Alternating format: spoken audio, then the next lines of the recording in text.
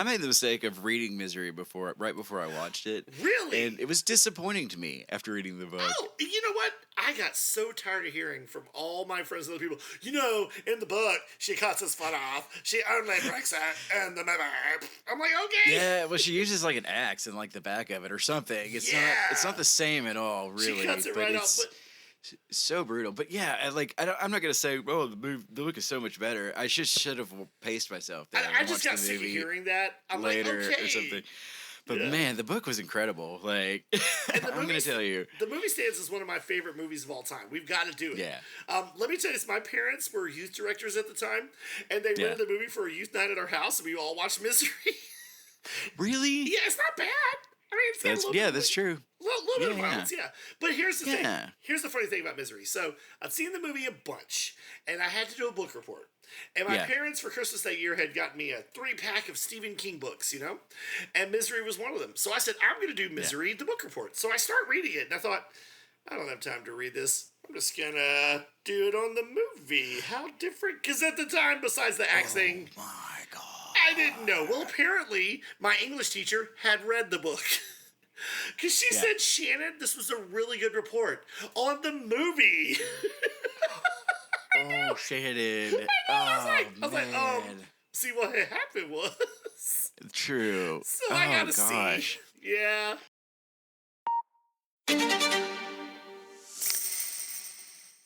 Before we start the big show, the show that's going to change your life, I believe, Matches, we have a sponsor, finally? Maybe? We do have a sponsor today. Oh, really good. Today's NOMS podcast is brought to you by SWE, Southern Women's Empowerment Against Everyday Middle-of-the-Road Inconvenience. That's it. That's the sponsor. We're just taking up a little more time. There wasn't enough material to fill up the spot. Did you see the Kite Man series, Shannon? It was pretty sweet, I thought. I have not watched Kite Man yet. In commercial. Hey, Shannon. Hey, Matches. What's the happy haps? What's going on, man? Hey, not much. It's that time again, Yes, it's fall. It's November. The leaves are falling, and so are my expectations for making diet work. Fall. I do love fall, and I gotta say, I love daylight savings time. It's one of my favorite holidays. I don't know. I just love it. Especially the... Is it? Yeah, no. Do you like it? I don't know. I feel like crap every time we do it for some reason. I feel like my body hasn't caught up to something. I do understand. I mean, there's a couple of states in our beautiful United States that are like, no, we're just not going to do it. Nope. I don't know why we do it still. Yeah, okay. It's weird. It has something to do with the I don't know. But yeah, they did it for farmers or something. Yeah, so daylight would be People a are little like, longer. I don't know. It is. You're right. It has something to do with farmers. I think you're right. It's old-fashioned. Yeah, that's right. That's why we don't sacrifice people for crops anymore. But I like fallback because you get that extra hour, We do. To sleep or party. But I spring forward is not nice. Spring forward is the devil. Also, there's a lot of dumb people every year that hurt themselves falling back and springing forward. But that's neither here nor there. I did want to tell you, though, I thought I was going to be late to the show today because I was spending time. I was at a duty party. A duty party, yeah. No, it's a gathering of people who have played the character Duty, the beloved character Duty from the musical Grease. Yes, of course. Barry Pearl, having played him in the movie, he's our president. And all of us who played Duty just kind of gathered together. What were you thinking? I wasn't. Okay. Sorry. We just gathered together. I was thinking something completely different. Okay. We just gathered together and act goofy and sing the song from the play that no one knows Duty does. But that, again, neither here nor there. It's time for NOMS, baby, which stands for... Nerding Out with Matches and Shannon. That's right. I'm Matches. I'm what? Oh, sorry. It's reversed. Did it? It's reversed on my card. I'm Shannon. You almost got me. I'm Matches. I almost got you. That's awesome. And in case this is your first time to listen or watch, hi. Welcome. We're so glad to have you. Guys? Yeah, my camera works. We are glad to have you tonight or today, whatever time you're choosing to listen or watch. That's the beauty of the digital age, right? It is, yeah. I'm going to watch a show at 2 a.m., whatever.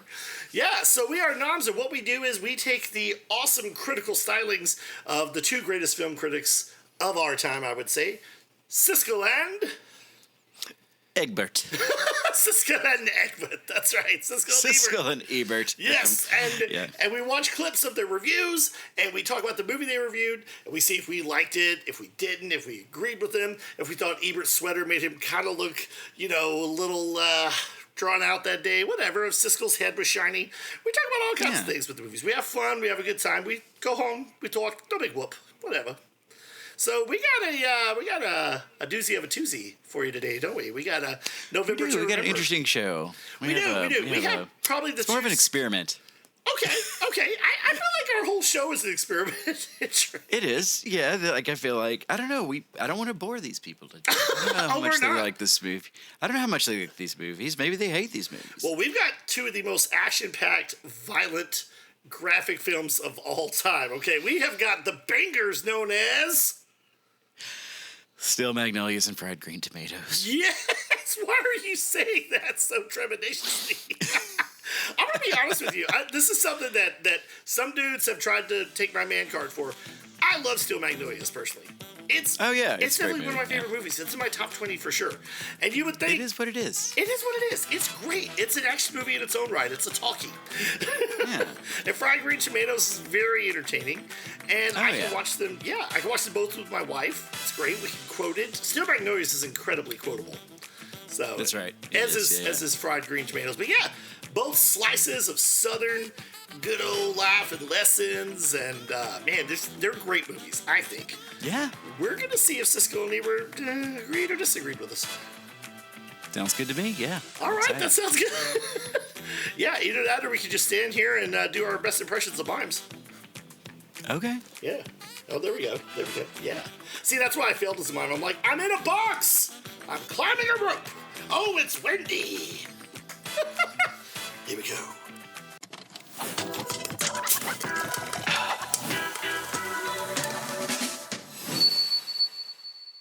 Hey, buddy. Hey, Matches. You ready for this? Oh, I'm ready. I'm so ready for this. What you gotta ask me? Love this film. I've got to ask you a question, a very important question. What are your colors? Well, Shannon, my colors are pink and pink. Oh, don't you mean blush and bashful? Nope, I mean pink and pink. Ah, you mean pink and pink. Ladies and gentlemen, we are doing one of my favorite movies that if it's on TV at any time, or if I see it on streaming, I'm going to watch it. We are doing the just hilarious and heartbreaking crime drama filled with seedy characters and all kinds of rigmarole. It's called, ready, Matches? Still Magnolias. Still Magnolias. That's right. Based on a play, and I forget the author's name, and maybe I'll say it later. Based on a play that was years before, and it set in the South in a made-up part of Louisiana called Chinquapin Parish. That's right. Not a real parish. Fun fact, though, they filmed it not where we're from, but we're from South Arkansas, if I can say that. And no stalkers, please. And they filmed it in Natchitoches, Louisiana, which is not that far from us. And I remember, I remember before I even saw a trailer for the movie, they were talking on the local news, because our news was from Monroe, Louisiana. So they were all excited. They were like, there's a movie here, Big Hollywood stars. And I'm sure a lot of locals got to show up in the movie as extra parts. Yeah. And this movie is great. And it's so funny because the play is all about these women living and loving and crying and laughing. And the whole play takes place in the beauty shop. I didn't know if you do that. We get some sets in the film, which is nice. Oh, and we get male characters, or male actors, because the play is just them. They talk about the whole thing. They change clothes, and it's about just a slice, about a year or so of their lives, I would say, in Chinquapin Parish, and it all revolves around the beauty shop known as Truvies. I didn't realize until I was researching this that Sally Field's name in the movie is Malin. I guess I don't know. I didn't know what they were saying. I guess I just I don't know, but it's M''Lyn or whatever. Yes, Malin. it is. Okay, that was news. You didn't know what her name was? No, I don't guess so. I just kind of do they say her name? Was that a sneeze? What was that? Is that a mouth noise? I know her. Skip-to-maloo, skip-to-maloo, my darling. Yeah. Love Sally Field though. She's great. So many Field good is people great. in this cast. Because if you love Dolly Parton, and if you love Truby. Sally Field, if you Yes. love Olympia Dukakis or Shirley MacLaine, like Oh I mean, my gosh, keep going. The cast is I wonderful. will. Yes, the main Tom female Skerritt, cast. Love Tom Skerritt. Yes, Dylan he plays McDermott, right? Is that Like right? I gotta say, Trump. Yeah, Dylan McDermott. Yeah. Not Dermot Mulroney. Everyone gets Yeah. those mixed up. Totally It's different. I do have to say, real quick, Tom Skerritt's character's name is Drum Eaton. Drum Eaton. Yeah, I guess. Drum. Yeah, Drum. I remember that. I saw Drum Eaton at the Piggly Wiggly, and I smiled at the son of a bee. That's right. Yes. Let's not forget Daryl Hannah. Daryl Hannah, yeah. Playing against type, because Daryl Hannah at that time was like from Splash, and she was a bombshell, and she was sexy. Yeah, and yeah. She's all moused down with the glasses and Yeah. the dowdy cut. And she's still beautiful, She's but she cute, plays yeah. she plays like the churchy religious girl with not a dark past, but there was some criminality in her past. It didn't exactly involve her. Yeah. She wasn't from there, right? She moved there. or No, something? she had just That's right. moved. Yeah. Yep. It starts with her eyes being, and like you said, Julia Roberts as Shelby, and her Yep. mom is Sally Field, whose character is, say it again. I want to hear you say it again. Malin. Malin. Are we having editing issues? Malin. Malin. Is that right? Malin. Malin? Yeah, no, you're right. Okay. That sounds good to me. Shirley MacLaine plays Weeza. Weeza, yeah, she's great. I think Weeza's everybody's favorite character, maybe. Like you said, Tom Skerritt, Dylan McDermott, Daryl Hannah. Him and ahead. Julia Roberts were dating at the time. Wait, really? Until 1990, it said, yeah. Oh, Kiefer Sutherland must have stolen from her. Yeah. Stolen her from him. Yeah. And then Jason Patrick stole her. Man, Julia Roberts, Swooped you're breaking in, a lot man. of hearts. Oh, breaking yeah. a lot of hearts in Hollywood, baby. Yeah, that was like her first big role, but I guess she was already known. Yeah, well, bit. she had Mystic Pizza. And Oh, really? which, Was that before that? Yes. Really? And Satisfaction with Mallory, Justine Bateman, You're right. I remember and that. Trini Yeah. Alvarado. Also in the cast is the guy who plays Daryl Hannah's boyfriend, soon-to-be husband, baby daddy, spoiler alert, Kevin J. O'Connor. And I don't know if that name sounds familiar to you, but he shows up he's not in a lot of stuff, but he shows up in movies and you know it's him because his voice always sounds like he's still cracking through the puberty wall. You know what I'm talking about? Yeah. Yeah, he was in The Mummy. He was the comic relief in The Mummy. Oh, I love that guy. Yeah. Yes, he was Brendan Fraser's betrayer sidekick, Benny or something like that. But yeah, he plays that guy, and he's like, "Dang it, Dale, I'd rather have a beer." That's great. Oh, He sounds like an old Disney cartoon dog. I was about to say Disney cartoon. Oh, Yes! you're right there with me. He is. He's like from Robin Hood, like straight out of Robin Hood. I know, right? Polly Wally Doodle. Yeah. So this movie is great, and you can enjoy it if you're a man or a woman. It's funny. Like I said, it gets your heart. But what I want to know, Siskel and Ebert, what do you think they thought of it? Like, what do you think? Like, I always think Siskel's going to hate it now that we've been doing this show. I don't know. I mean, it's got a solid cast, so they're gonna love them working together, if not nothing else. Oh, Like- yeah. No, the cast they work together so well. Yeah, everybody. Yeah, they brings their do. strengths. There's some good stuff here. There's some good Yeah. female empowerment. There's some against There like is. everyday mundane things that Right? And things that from the South inconvenience that, us. yeah, and even though we didn't grow up in Louisiana, we can still recognize those Southern things. The things Yeah. people say, Oh, what yeah. things really, and a lot of bless your hearts. Yep. Well, bless your hearts. So let's see if Siskel and Ebert said, "Bless your heart." All right. And go. Get this where I can see it. Okay. Our next movie is Steel Magnolias, based on the successful stage play about 6 Southern women who like to gossip and hang out at the beauty parlor, but who are maybe just a little bit tougher than they look. Steel Magnolias is kind of a sneaky movie. It starts out as a comedy with wall-to-wall one-liners. Okay. Yeah. Yeah. Now, Dolly Parton likes to go outside while Daryl Hannah opens the trash cans. And as they're opening the trash cans, they talk. And when they talk, This is what I feel like. yeah, I feel like Weeza is a great character. Well, duh. I don't think this is going to be the stellar review we're wanting, but we'll see. All right. We'll make it work. We'll make it snappy-pappy. And then eventually a serious theme emerges as the newlywed daughter has complications resulting from diabetes and pregnancy. Okay, here we Now, go. I could never really believe that all these women could be so effortlessly funny and sarcastic and have perfect timing and always say the right thing exactly on cue, like Southern Belles doing stand-up, but I didn't mind because it was fun listening to them. The final scenes of the movie are intended to be tearjerkers, and they do work, especially a couple of heartfelt speeches by Daryl Hannah and Sally Field. And I think this movie's secret ambition is to be a little like Terms of Endearment. Well, it's not anywhere near that good, but it is entertaining, and it sure does have a lot of quotable dialogue. Cool. Yeah, he likes it. All right. Okay, good. I mean, if he gives it a thumbs down, at least it's a positive review. That's true, yeah, like they did with Lost Boys. Like, it was great till they fought. Yeah, that was funny. So let's see what the rest of he says. And I'm so scared Siskel's will be like, well, I saw nothing on the screen. I saw my eyelids, Gene. Roger. I don't even know so my own nothing name. to think about. I love it. Why can't it be the money pit? My criticisms are exactly the ones that you said, only I feel them more I think strongly, and I don't Gene recommend liked the it. picture.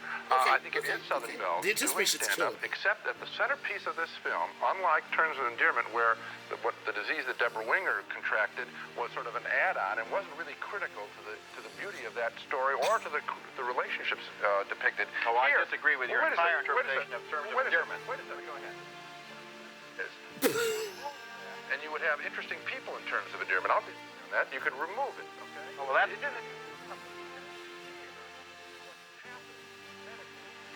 But because it's really the gut of the story, the way it's constructed. I never saw it on stage.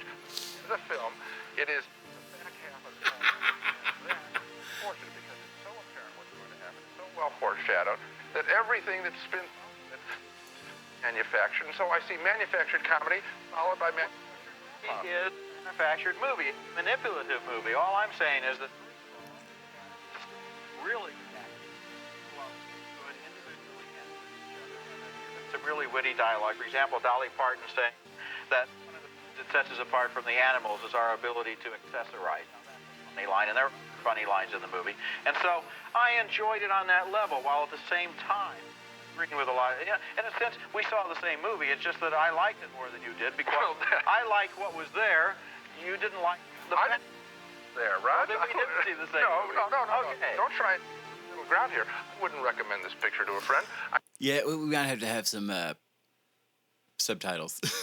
Yeah, somehow. definitely some filler and no killer. Well, I think whoever put this on hated Gene Siskel's interpretation, so I'm muting you. Just immediately yanked it out from under him. You don't get to talk, Mr. Man. That's right. Well, all right, so do we How do I let have a him minute more to finish? talk about this?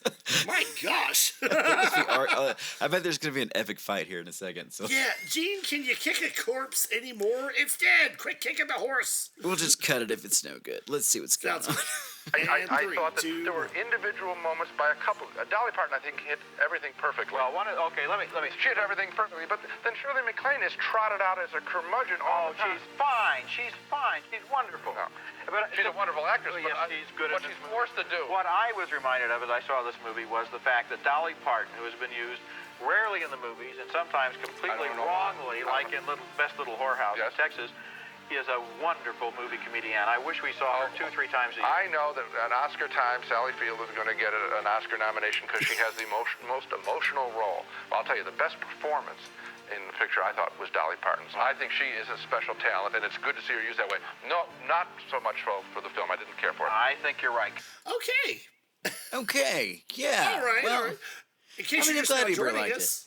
But he's Yeah, right about it being, manipulative. It's formulaic. You know what's going to happen from the very beginning.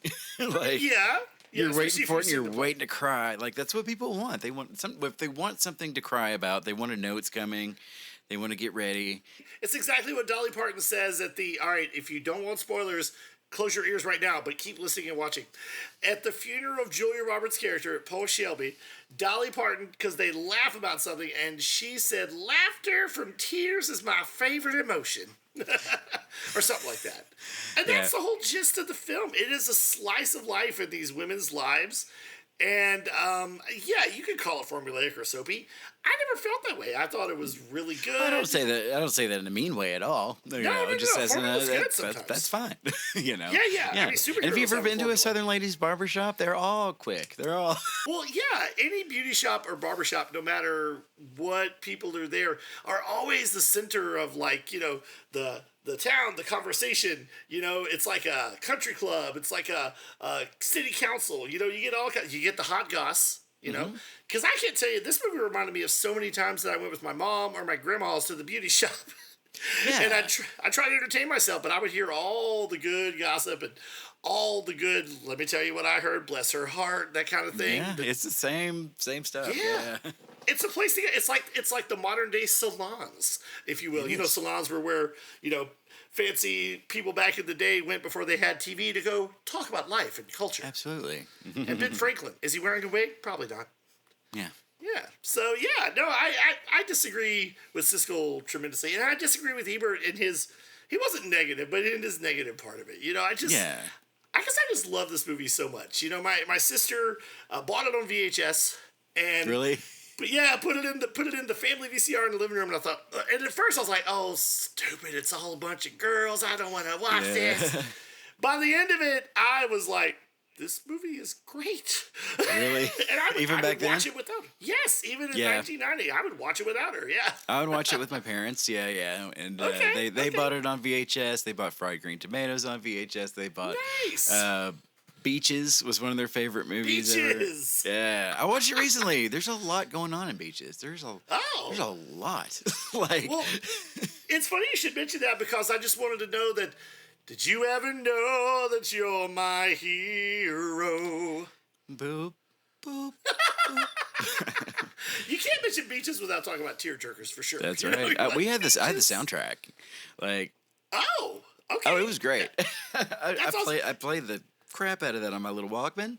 I did. It's so funny. Yeah. Fun fact, my very first CD that I got was from my mama. It was the year I got a CD player for Christmas. My mama bought me my first CD. It was the soundtrack to For the Boys. We had that one too. Yeah, you had that? It wasn't as good as Beach. No, as No, the and the other movie's stuff. kind of forgotten too. Yeah. Bette Midler and James Caan is like wartime entertainers that go from like the early days to Vietnam. They did. Is that the one where they did the Boogie Woogie Bugle Boy? Yes. That's And the only they also good one did- I thought. That was really Oh, good. I also liked Baby It's Cold Outside, That's their right. rendition. Oh yeah, that's right. Yeah. Oh man. But I speaking of wanted Auto tearjerkers- Titsling, and I got It's Cold Outside, so I don't know. Well, speaking of tearjerkers and heartburners, so I don't know if you have a favorite quote. I have a favorite quote. You know, we talked about Weasel, played by the eternally legendary Shirley MacLaine, and she is a curmudgeon. But we all know someone like Weasel who is just so gripey, but we love her because there's a heart there. There is a heart there, and she gets picked on, but she picks right back. Kind of reminds me of my mama a little, although my mama wasn't like mean, but she would have little one-liners and snappy, like, you better watch yourself. So my favorite line is when Weezer comes into the shop and Olympia Dukakis says, Weezer, you're unusually chipper today. Did you run over a small child on your way here? That is my favorite line of the movie. Do you have one you remember? I do. Oh, it's when Weezer says, "A dirty mind is a terrible thing to waste." Yes! That's really good. Yes! Because wasn't Olympia Dukakis, she was doing some kind of, like, sports casting in the locker room, and Wee's just, like, looking.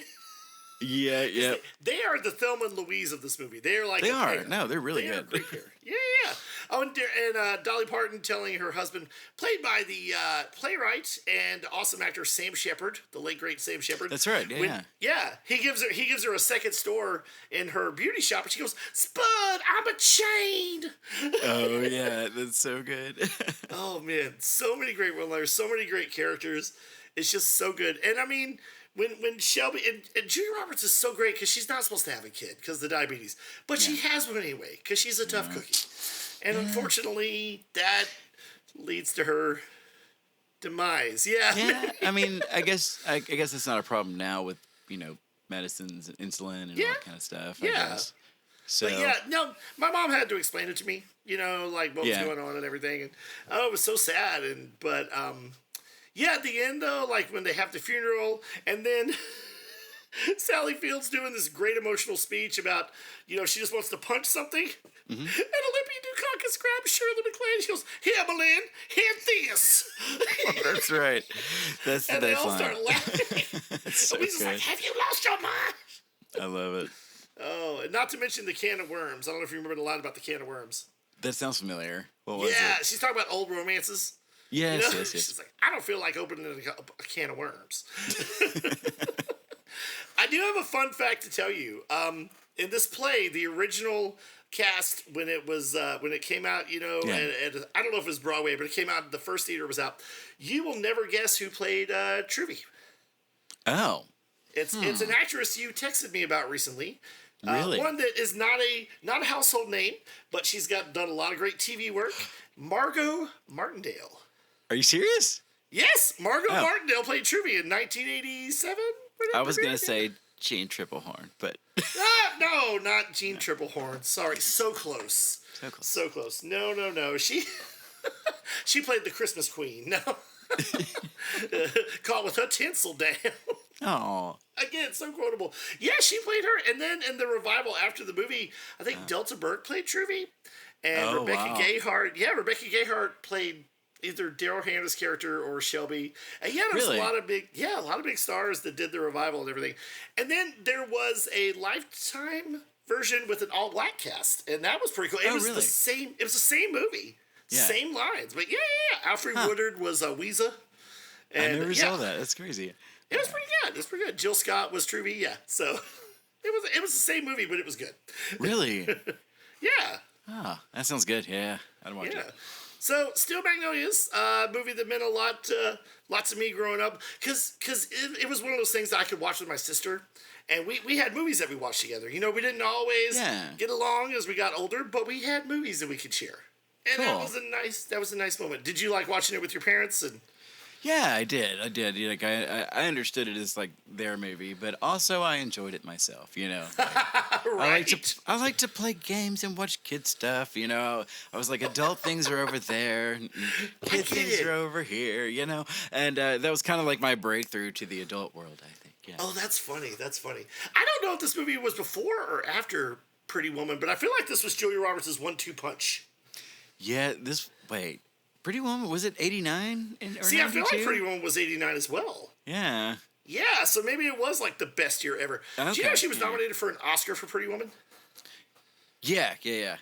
There's some Oscars. Were there Oscars here? There were no Oscars here. I don't know if there were any nominations for this. There should have been. Yeah. She definitely should have been. Was it Sally Field? I don't know. I don't know. Tom Skerritt deserved it alone for the beginning of the movie. He's trying to get their house ready for the wedding reception, and he's shooting birds out of the trees, and it's so loud. So when it's time for the wedding, he can't hear a thing, and Julia Roberts is like, "Daddy, it's time," and he goes, "It's time." That's really good. loud. And they go, "Who gives this bride away?" And he goes, "Her mother and I." Oh, nice. Yes. Do you know any facts behind the scenes or anything? Was there any? I couldn't find anything for myself. No, I don't know anything totally behind the scenes. I know the playwright has a cameo in the movie. I can't remember what. No, I don't know a whole lot of behind the scenes. Same in Fried Green Tomatoes too. The book. Yes, Fanny Flagg. Fanny Flagg. We'll talk about that. Yeah. So, I don't know how much more we can say about this movie. Siskel, I completely disagree. I've never seen Terms of Endearment. I know Terms of Endearment was like the big cry movie before Steel Magnolias in the early 80s. Shirley MacLaine was in that too, right? Shirley MacLaine. Yeah. And Deborah Winger. Yeah. And Jack Nicholson. He has an astronaut. I mean, I've never seen it. It's not one of those that like has endured the test of time. See, I never had any interest in seeing it. Yeah. Yeah. I mean, maybe it's good, but like it's not ingrained in pop culture or anything, so which is fine. No, but I feel like here, and it may not be just in the South, maybe worldwide, but I feel like in the South, Steel Magnolias is an institution. Yeah, and here we're just gonna play a reel of gags from the movie's first half. No. Right? Like I said, so and then a death scene. Oh gosh, I know. Yeah. Poor right, Dylan Dermot Mulroney. Okay. Rolls out. No, okay.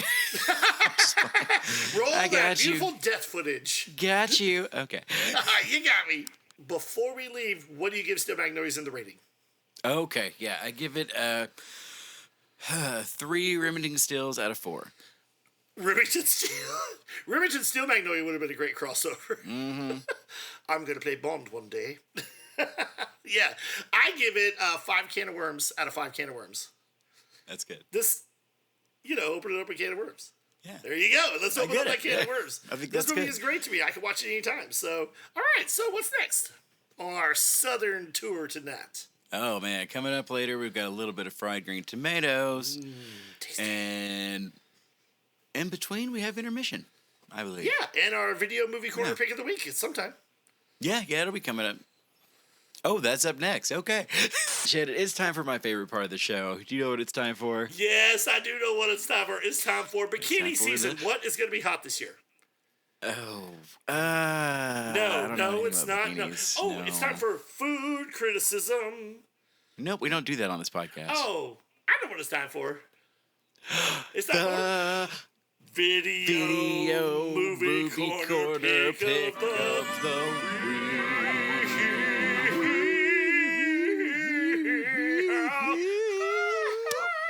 Fixing it post. I love it.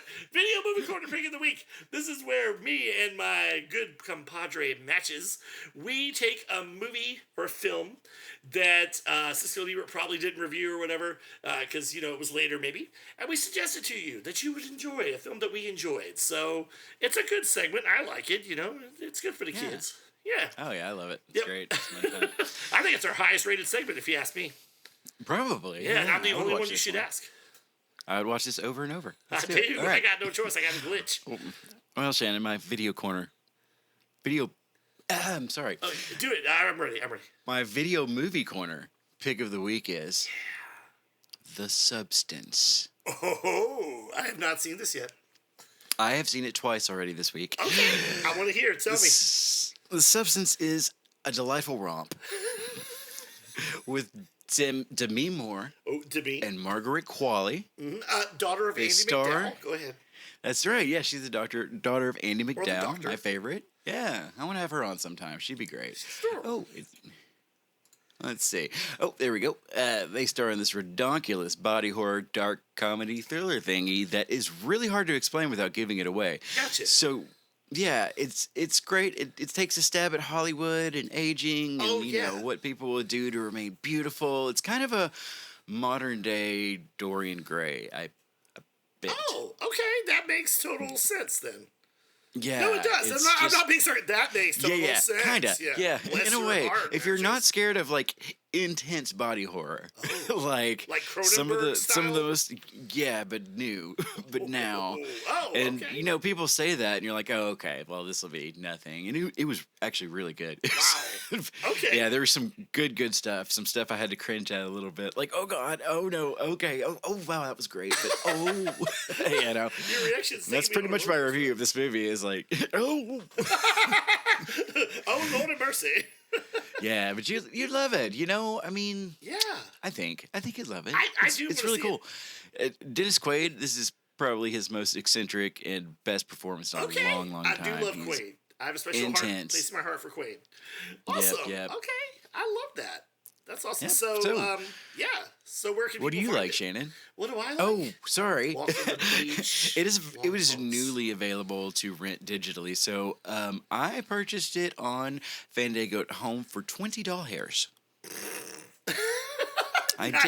did. And 4 sacks of chicken, $20. 4 sacks of flour. Yeah, and it was worth it. I pre-ordered it as soon as pretty much I heard about the movie. I was like, okay, I got to watch this, so I'm Yeah. probably just gonna buy it because if you pre-ordered it was $20. Some of those newer movies coming out are $30, $20 to rent them, so you might as well Right, buy right. them. Yeah. And I don't think this spoils anything, but people, when they saw the trailer, they were writing in comments, they were like, wait a minute, is this a remake of The Stuff from the 80s? Oh yeah. It's I mean, not kind of really, is the but new it's got stuff, but not Some really. similarities, right? Yeah. Yeah. The Stuff, of course, was a horror movie about this ice cream meal substitute that they literally found bubbling in the walls and the ground, and they're like, hey, let's let people Yeah. eat it. Yep, might as well. Wow, that's hilarious. And then what happened, Shannon? Well, I'm glad you asked. And then that day, my heart grew 5 sizes. Oh, cool. I had too Okay. much stuff. Oh no. No, it's a unique movie, but The Substance I do want to check out. So check out Matches Video Movie Corner Pick of the Week. And now here's mine. So yeah, what's your Shannon? It's funny that you said you don't want to say too much because mine is similar. So mine is a movie, and I'll just leave it at that. Enjoy. No, I'm just kidding. Cool. Okay, so my video movie pick of the week, I'm not going to say too much about it. It is Abigail. It is a movie, and I don't just like horror films, but I feel like a lot of my picks of the weeks are horror films, you know? So, yeah, that's fine. No, I love horror films. This is a kind of a horror thing. I don't know. Yeah, I like it. We're horror-centric in a way. Yeah. It's no horse whisper. But yeah, so this movie, Abigail, I will tell you what I know. It is a movie about a diverse group of criminals, of criminality, and they're hired to kidnap. And they don't all know that they're kidnapping a little girl, but they're hired to kidnap a little girl, and they take her to the secure mansion. And of course, the person who hired him is the wonderfully, you always know he's got a scheme going on, Giancarlo Esposito. He's always got something going on, you know. Oh, yeah. He's questionable in everything he plays. Good old Gus Fring. It's a diverse group of thieves, ne'er-do-wells, and they're hired to kidnap her, but things are not what they seem, and they find out that night. And I'm not going to reveal it, because if you see the trailer reveals it. Even though after you've seen the trailer, the movie's still good. It's got lots of surprises and stuff. But I don't want to spoil it for people who haven't seen the trailer, because the surprise will really get you. But it's a great movie. It's got a great cast. Melissa Barrera is in it. And the guy, nice. the guy, Angus Cloud, who played Fez on Entourage. This is his final role before or after he died. And he's in it. Yes, lots of recognizable people, and it's not the greatest movie in the world. Don't go in expecting a brain buster.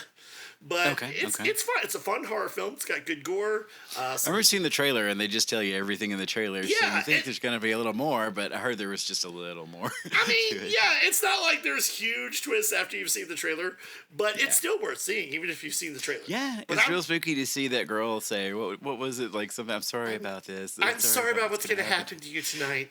Yeah, that was good. I like it. Yep, and they're all like, what's going to happen to us? Or, you're going to have to watch all Fast and the Furious in Spanish. Oh, no, I don't know what Vin Diesel saying.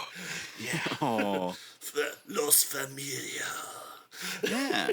But that's my video movie corner pick of the week. Back to you. Good one, Shannon. I liked it. Thank you. Yeah. It's fun. I like it.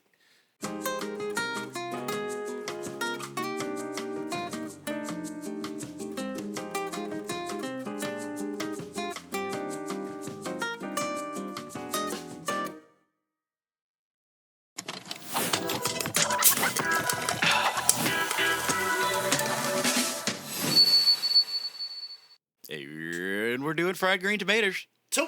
I don't know what that means. It's in the movie. Did you think I was saying it's dedicated to Wanda? That's right. to Wanda from Living Color. We're doing fried green tomatoes, Shannon. Yes, we are. You know what that means? What does that mean? It means, I don't know what it means. It means that our lives have been more enriched because Fried Green Tomatoes is a good bookend to Steel Magnolias because it's, like you said, a Southern lady empowerment movie. This one maybe even more than Steel Magnolias. This one is like, boom, girl power in your face if you don't like it too bad. It is. Yeah, it is. And Kathy Bates and Jessica Tandy are phenomenal. Yes, this cast is wonderful. And let's go ahead and get it out of the way before we start. Let's go ahead and get the two actresses I know what you're gonna say. That are interchanged. You know, we did the Dermot Mulroney, Dylan McDermott thing. Go ahead and see if you can see the two different actresses who played the main characters. Go ahead, try. It's Mary Stuart Masterson. You're one for one. Is Mary Louise Parker. Yes, sorry to help you out there. Didn't mean to steal your thunder. Mary Louise Parker. Yes. They didn't just call them Marys on set. They weren't the Marys. They were Stu and Lou. So that's how they could tell them apart on set. That totally makes sense. And Mary Louise Parker, I mean, she looks so young. Yeah. Back then, like really young. And now she's 60? Is she? Well, yeah, I think she's about 60 right now. I was going to say, I feel like Mary Louise Parker was in every other movie that Mary Stuart Masterson was not in. Like, they filled each other, together. Because she was in a ton of 90s stuff. And then all of a sudden, people act like Weeds is her first role. Yeah, it's true. Like, and I got them mixed up back then, and I just thought they were the same person. Yeah. You're not wrong. Yeah, I really did. Funny thing is, Mary Stuart Masterson did a lot more movies like before this and around that time, and the Mary Louise Parker got bigger, thanks to Weeds and stuff after. So it's like they completed the circle. Closed the loop. For sure. Yeah, I think totally. that's cool. But the two Marys are in it. I want to talk real quick if we're going to talk about the cast. I want to talk about one of my favorites, and I know the character's not everyone's favorite because he's a bit of a louse. He's a bit of a couch potato because his last name is Couch. Kathy Bates' husband, Ed Couch, played by, and I don't know if I'm saying this right, Gaylord Sartain? Wow. That sounds like a dish you'd have at Cracker Barrel. Let me get the Gaylord Sartain with some biscuits. I guess. Is that really his name? That's his name. And I saw what you did there with the eyes. Okay, You know what Bobby, I did. Bobby, we got to check these straights. Gaylord Sartain. Again, I don't know if I'm pronouncing it right. This guy was wonderful because if there was something Southern, he was usually in it. He could not help but have a Southern accent. This guy was on Hee Haw.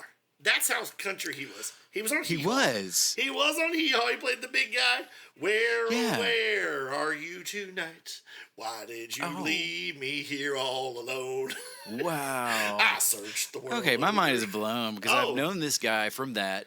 I've known this guy from Ernest. Yes. And I've known this guy from other things and just kind of thought they were different guys, I think. No. It was, and I thought that too, because I thought, how can he was be in A Ernest? Life Less Ordinary as well, wasn't he? No, that's a different actor. That's was it Maury somebody Chaykin. else? Maury Chaykin. Okay. I can see how you would think your brain, dude, your brain. Okay. Yeah. That's all I'm good If I went back and watched it, I'd be like, oh, yeah, that's not the same guy. Shannon's right. Yeah. No, he's more gray and grizzled. No, Gaylord That's Sartain, right. he's so great because, like you said, he's in the Ernest movies, or he's in the two best Ernest movies. I know Scared Stupid has a special place in your heart, but... Well, he was in Ernest Goes to Jail. He was in Ernest Goes to Jail. I said he was in the two best. Two best. Okay. Sorry, I don't count Goes to Jail. As well as the two worst. Okay. Yes. Yeah, he was in 3 Ernest movies. There was no bad Ernest movie. Only bad people right. like you. So slam dunk Ernest. But yeah, real quick, he played Big Bopper in the La Bamba movie. He what? He played the Big Bopper in the La Bamba movie. Gaylord Sartain. And the last movie he was in was Elizabethtown by Cameron Crowe. Yep. Anyway, great guy. So this cast, like you said, Kathy Bates, Jessica Tandy, Stu and Lou. and they're in a completely different movie than the others. They are. Well, because it's a flashback. I mean, that was and I don't like it when movies start like in the present and then go back and usually it's kind of it seems like a lazy writing bit to me. Like you didn't really have anything else neat to show us, so you got to do this. I don't like it. I don't know why. Never have. Not really, no, because it starts in a certain place and then you go back and and I feel like sometimes like it's Rashomon. The character they're talking about is going to be the person in the future. Well, I want to save that for the end. We can talk about that. But see, in my view, when you start with the movie with the present and go back in the past, there's a mystery. And in this movie, there are a couple mysteries. Yeah. But, I mean, once we're in a certain point, like, in the future, it takes me out of it. It's like, I don't care about the mystery anymore. I mean, this dude's still alive. He's talking to us from the future. But if they keep going from that point, at a certain point, maybe earlier on, maybe in the second act at the end or something, that can be fine sometimes. Right. Well, what matches is But it doesn't bother me. Okay, it does. Okay. But you can watch it. In this one, it doesn't. Right? Okay, gotcha. I understand. What Matches is referring to, the movie begins with Kathy Bates and her husband, Ed Couch, I'll say it again, go to visit his mom in the nursing home who hates Kathy Bates. So she runs out, I think she even has something thrown at her, and just happens to go into the room of a wonderful little old biddy that was beloved by millions. I think she was born old, but she's still awesome. Jessica Tandy.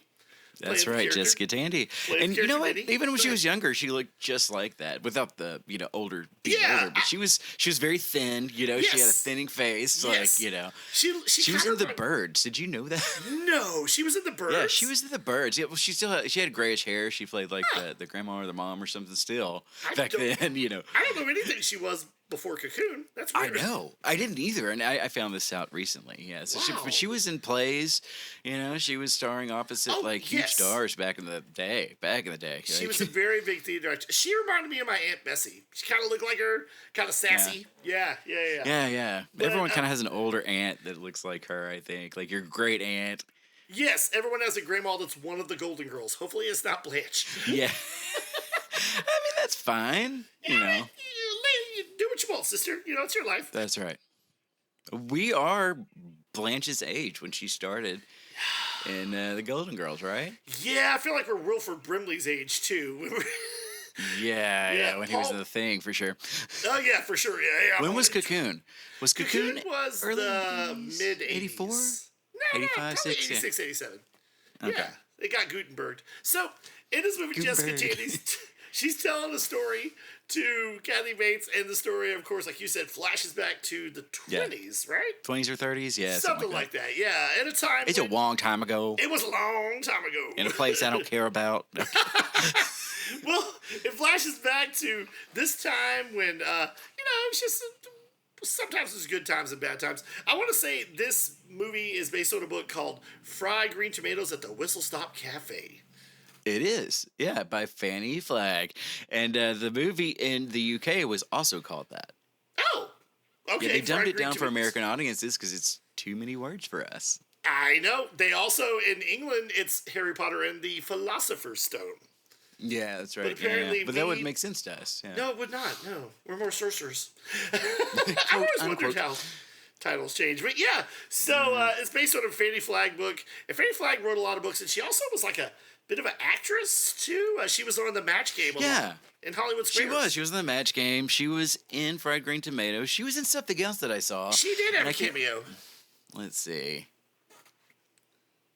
Oh, gosh. Well, Okay, we're ready. Well, while we're waiting, I'll just say that Kathy Bates' character, she's about to hit menopause. She's hitting that middle age, and she's feeling a little lost in her marriage with Gaylord Sartain. It's not perfect. She's feeling stuck.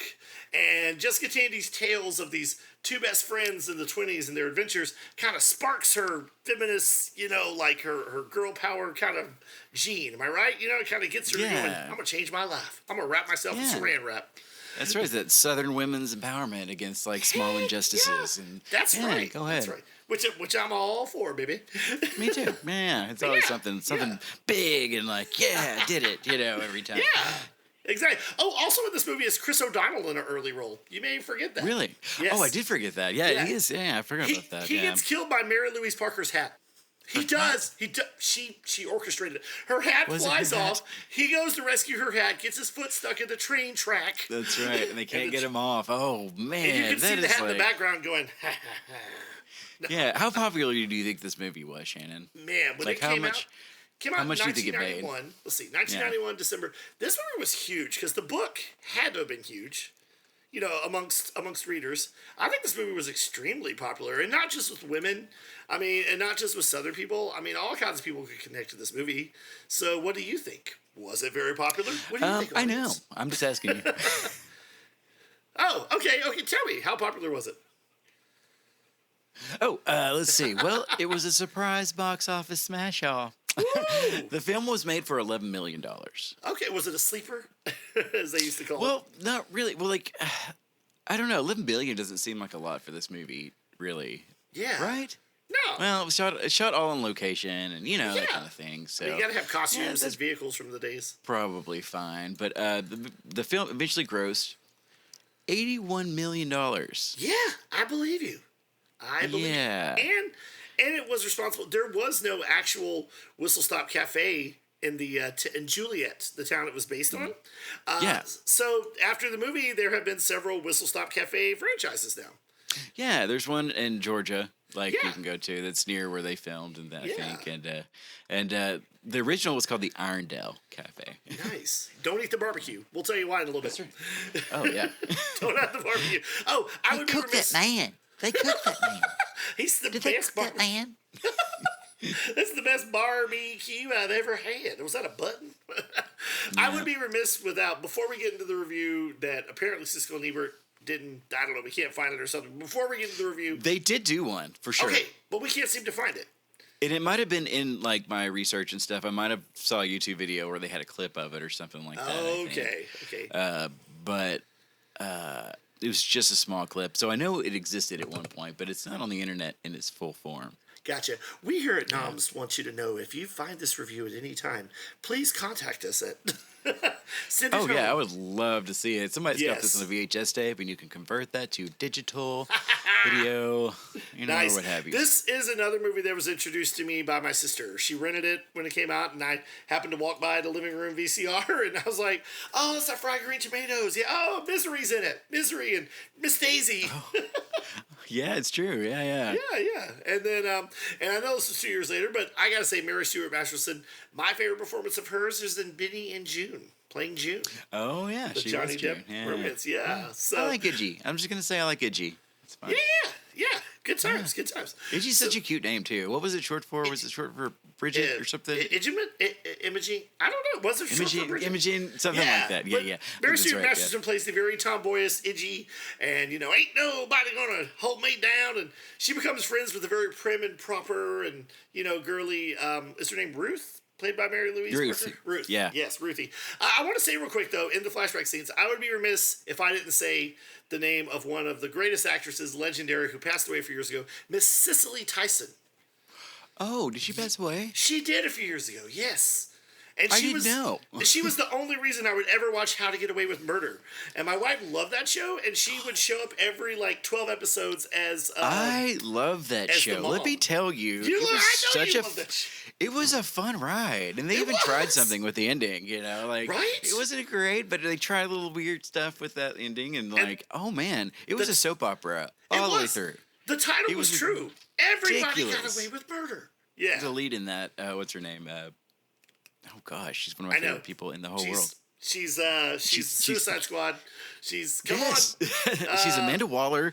Yeah, she's Amanda Waller. That's her name. What is? Oh my gosh, we know her name. Okay. The Help. Viola Davis. Viola Davis. Oh, Viola actually, I don't know. Davis? I don't know. I'm Viola. gonna say Viola. Yeah, Viola Davis. She's great, man. I would marry her. I think. She is very commanding. She's scary as Amanda Waller. I'm not gonna lie. Oh yeah, she's perfect, and Very well she crosses those different versions too, and I guess she really wants to do it, or they're paying her that much money. But I don't know whichever She's one. like, all right, we'll she do it. plays it. She really plays that character so well. Yeah. So Cicely Tyson is in this movie, and she's wonderful as always. And there's probably other actors whose names we don't remember or know. That lots of big people show up, and so there's kind of this little murder mystery because Ruth gets married to this abusive guy, Frank. And the whole mystery is Frank just kind of disappeared because he tries to come and take her baby, after she runs back to Itchy because Frank is abusive. And he tries to come one night and it doesn't show what happens to him. The cops are investigating. Itchy's tried for murder and she is found not guilty. Her and Big George, who is Cicely Tyson's character's son. And so the mystery kind of goes on, and then we find out later, I'm going to say this right now, we find out later in the movie that Cicely Tyson hit him over the frying pan because he was threatening him and he was going to hurt him, and it accidentally killed him. And they said, well, since she's a black woman in the South in the 20s, they're not going to really give the self-defense thing a thing. So they decide, what do they decide to do, Matches, with Frank's body? Come on, I'm ready. I've been starving for this answer. Well, it's like what you said. They don't show it, and so they just show them enjoying the food, the barbecue. Yes, they cook his body up, and they only serve it to the police officer who is insistent on trying to find him. Because he's a bit of a jerk. And they're all kind of like, wink, wink, nudge, nudge, and he's like, that's the best barbecue I've ever had. He takes something to go. And they're like, tee hee hee. And if you notice in the movie, they're encouraging other customers not to have the barbecue. That's it. Yeah, that's true. That's funny, yeah. So there is no body. And then poor Ruthie dies of cancer, and that's sad. And this whole time, Kathy Bates is getting these stories, and she's trying to fix her marriage with Ed, and her friendship with Jessica Tandy is so strong, and then she thinks Jessica Tandy has died, but turns out she just got released. Yeah. That was a good part. Because you really do think she died. Her room's all cleaned up and the bed's made and she's not in Didn't they say she's no longer with us? Or whatever. Yeah. That is the one thing you never say in a hospital or a nursing home if you don't. It's not even a gag. There's just... No. It's okay, I've worked at a hospital before, and I had someone tell me, you're killing it at work, and I'm like, I hope not. That's funny. So I know that we like the movie. I gotta say I do like Steel Magnolias better if you compare them. But Really? yeah. So do you like fried green better? Oh yeah, I like fried green tomatoes so much There you better. go. A house divided. Yeah, I do. A house divided. Y'all want to find out how Roger Ebert felt about this movie? I do. Okay. Let's take a guess. Ebert liked it. Siskel thought it was formulaic. Yep, we'll never know what Siskel thought until we find the review. Okay. But Let's see what Ebert thought of it. Yeah, I'm going to read this for you guys. How about story time? I'll act out the part of Ebert. All right. And I'll tell you how many stars it gets out of 4 when we're done. I'm ready. I have a built-in resistance to movies where a couple of people sit around in the present discussing a story that took place in the past. Whoa. Okay. Pause. Deja vu. Are we getting deja vu? Is he me? I think so. That's weird. Okay. And then we get flashbacks showing the earlier story. I usually can't see what the point is. Why not just tell the story from the past and be done with it? Thank you. Okay, buddy. Blood brother, what's up? And my blood always curdles a little toward the end of these flashback movies when, hold on, can you believe it? The person telling the story is actually that young person from all those years ago that, gasp, the story actually happened to. Sometimes flashbacks work. They work in Citizen Kane, for example. Usually they do not. Look at Bette Midler's For the Boys, which creeps with an unendurable inevitability Yes, very to a good. foregone conclusion. Thank you. One of the reasons... Yeah, that's really crazy. Okay, but we feel the same about... I'm glad I'm not alone in this, though. Okay, one of the reasons John Abnett's Fried Green Tomatoes, I guess that's the director there, yes, survives the flashback structure is that it devises an interesting character to be the listener to the long ago tale. She is Evelyn Couch, Kathy Bates. Dowdy, unhappily married, dripping with low self-esteem, who during a visit to a nursing home meets a sparkling old lady named Ms. Threadgood, Jessica Tandy. They start talking, and before long, Evelyn looks forward to her Wednesday visits, at which the old lady makes a continued story out of the sensational events of half a century ago in the town of Whistle Stop, Georgia. You have been to Whistle Stop before in a dozen other books and movies. It is one of those southern towns where decent folks get along fine. That's right. With the N-words. But the racist rednecks are forever driving up their pickups and waving shotguns around and causing trouble. In this case, one of the rednecks is the violent, drunken husband of a young woman named Ruth, Mary Louise Parker. Ruth actually ought to have married him in the first place, especially according to Izzy Threadgood, who wears pants and a tie and cuts her hair short and has a crush on Ruth. And they are actually partners. I don't know if you knew that. The book is more, it's implied in the book, but it's implied heavier in the book, yeah. Yeah. In the movie, you're just kind of like, either they're good friends or not, platonic. Yep, they're not. The two women set up the business together as the Whistle Stop Cafe with the help of Big George, Stan Shaw. Loved him. He's great. He's still around. Not Ernie Hudson. Yeah, that's right. A black man whose mother cut that. No, kid. A black man whose mother Sipsy, Cicely Tyson, raised Iggy. But when the women insist on serving Big George at the cafe, the local Klansmen get riled. And with Ruth's evil husband disappears and is soon murdered, the lynch mob decides Big George was the killer. Okay, blah, blah, blah, blah, blah. Anyway, let's get to the bottom.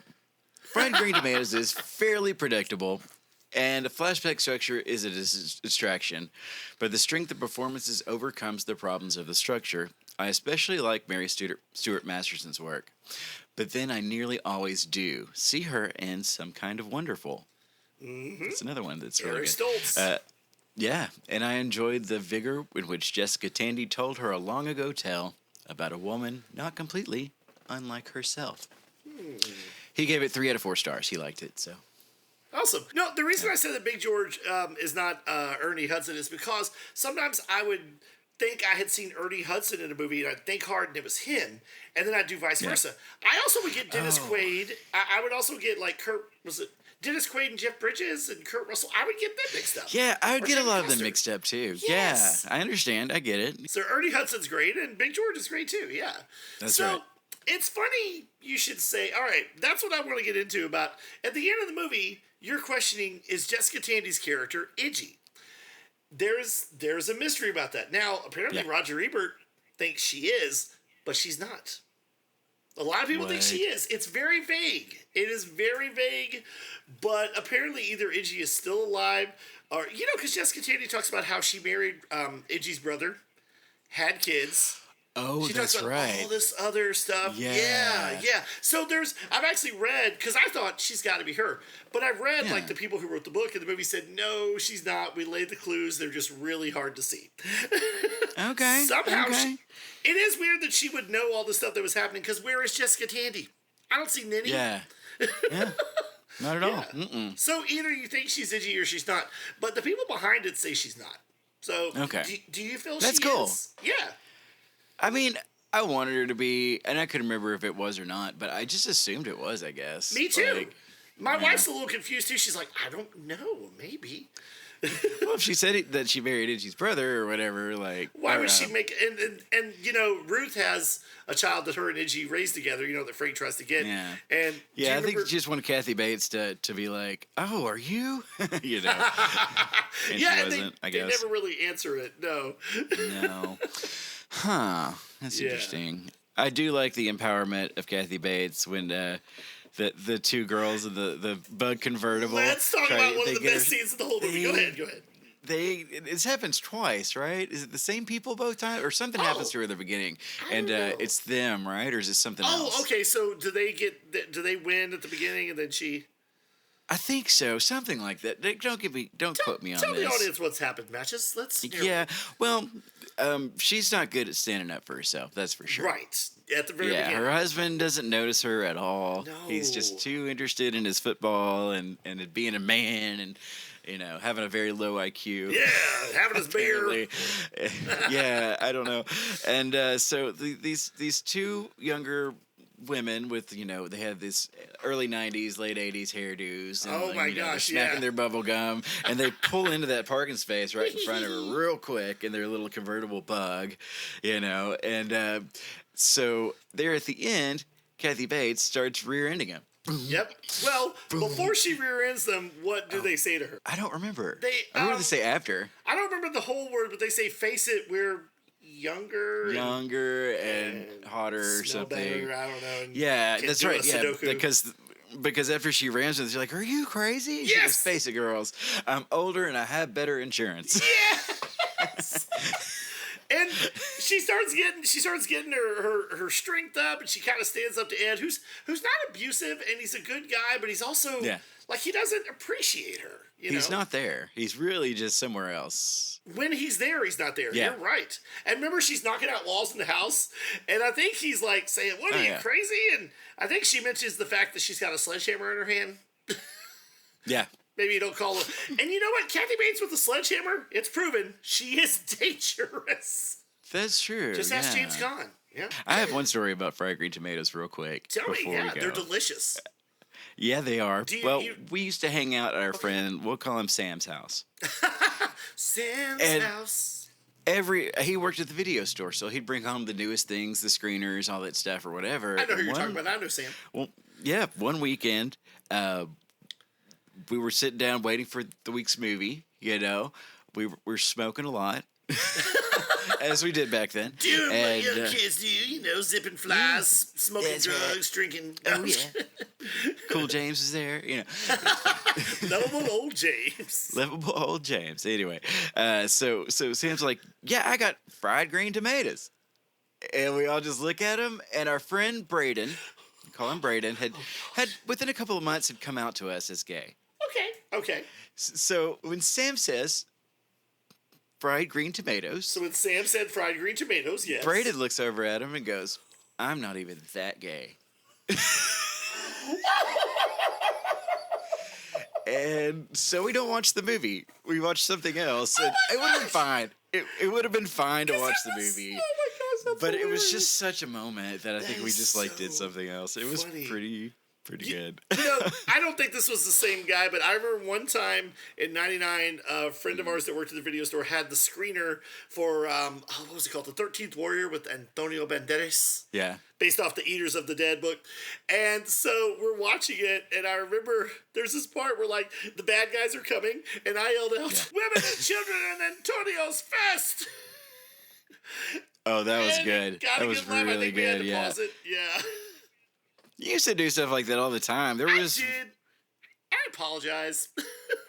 Yeah. There's one where the dad was coming down the stairs in some movie. He's like, I just gave your mother the old what for? What was that one? It was pump up the volume. What? Oh, pump up the volume. I still do that. When we're watching a movie or a TV show, I have to be like, hey, what's out there? Oh, it's my ex-wife, or something like that. Yeah. And my beautiful wife will pause it and be like, okay, whenever you're ready. Yep. And that's why she's perfect for me. Before we get into how we feel about the movie, you must know this movie was Oscar nominated. Jessica Tandy was nominated for yet another Oscar for this movie. And Fanny Flagg was nominated for Best Adapted Screenplay. Yeah, it didn't win either. They did not win. No. But it made tons of money, and people love this movie. It doesn't matter if you're from the South or the North or the West or the East, It created a restaurant. It created a restaurant, man. Yeah. Yeah. I want to go eat there. But anyway, I'm going to give this movie 5 green tomatoes out of 5. Nice. Get it? I like it. 5 green tomatoes out of 5. I like that. Or out of 1. I could just say fried green tomatoes out of fried, but... That's what I thought you were getting at. But okay. Yep. Let's see. I do like the movie. I don't love it as much as you, so I am going to give it, let's see. I'm going to give it 4 skillets of delicious barbecue out of 5. Nice. 4 out of 5 Frank barbecues. Fanny Flagg was also in Grease. That was one of her roles. She played a nurse. Yep. That's right. Gaylord Sartain. We out. Forever. Matches, I gotta tell you. Every week I try to come up with a theme song that is worthy for your ears. Something that'll get in your cerebellum and say, hey, how you doing? Oh, good. This one again. No, we're getting, this is it. This is the one. Okay, last week I thought was the one. And, it was pretty R&B, really and bad. But I'm getting pretty skeptical. Just telling you. You're skeptical. I don't even know am. what you said. Well, this week is going to be even better, okay? This week is going to hit you with the he. Are you ready for this? Really? Okay. Okay, this is what I need you to do, okay? I need you, after I say the first line, I need you to go,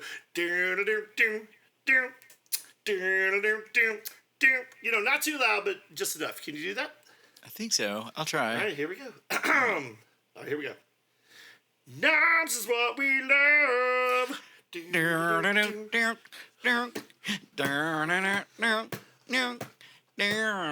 can't do it. Here we go. All right. Matches and Shannon know how to party. Siskel and Ebert know how to party. Woo! Now let me take you on a journey to Tinsel Town, where 2 review gangsters give thumbs up or down. The thing and scream cause friction, but they both agreed on Pulp Fiction. Now you listen to a podcast that no doubt will make you laugh and smile because we're nerding out. We have fun with the movies and make you think. Like based on his movies, Don't Travel with Tom Hanks. NOMS is here to party. Woo! Party. Oh! We out. Woo! Grab your guitar and your synthesizer. What'd you think? It was a little bit country, a little bit rock and roll. It was your best work. Yes! But the bar's real low. Oh! You're at about here, close to the bottom. It's just an inch. There's just a weeny bit of room. And we need you at about here to start, Shannon. Well, a compliment you can give someone that will not hurt their feelings is you've never been better. So, that's right. Thanks, buddy. I'll try again next week. Dadgummit, all right. Man, I was feeling all G-funky, too. Thanks, Randy. Snap, crackle, pop.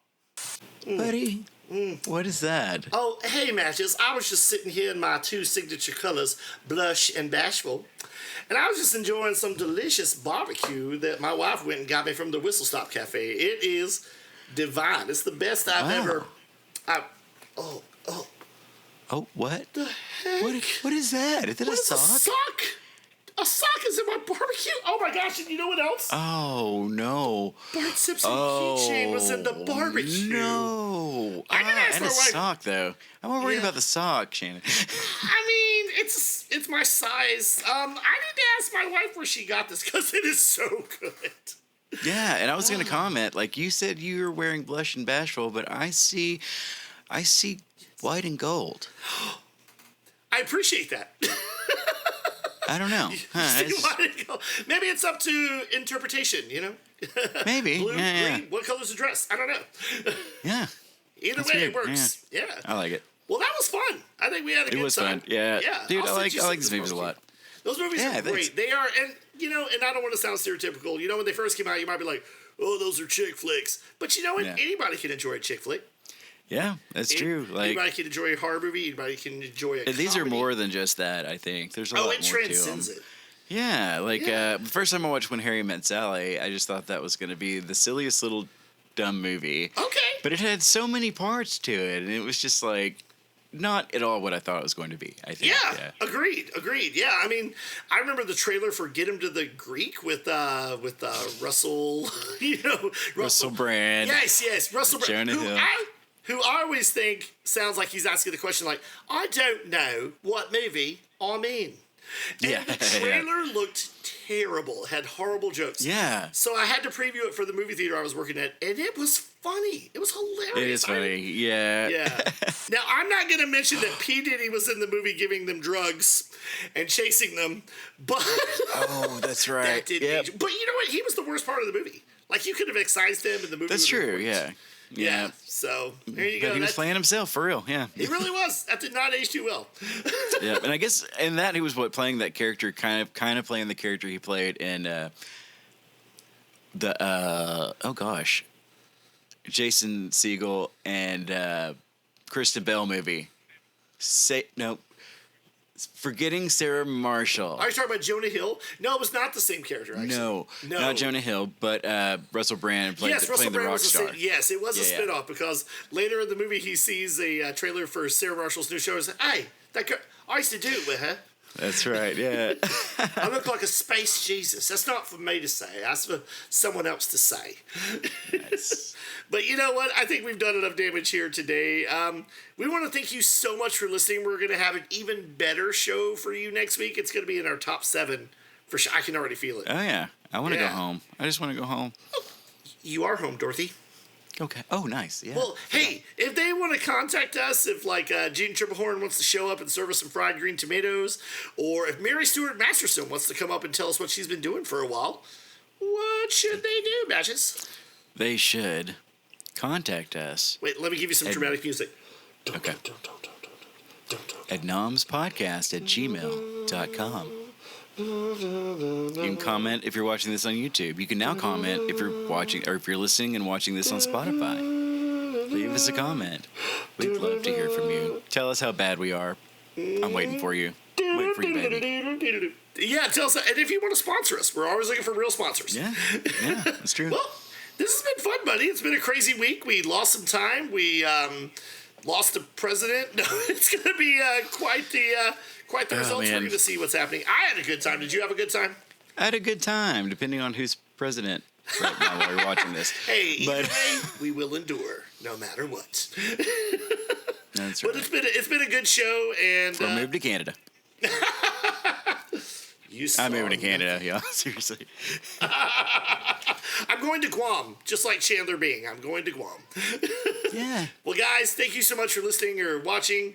And as we say goodbye to you, remember, as they said in Steel Magnolias, Pull up your pants. Pull out your drawer. And put them in there and go to sleep. there you go. Enjoy your track Latin. Bye. Pull up your pants. Don't know. I got nothing. I don't I know, it's great. It's I don't know what they said in that movie. I forgot. Why are your I don't know.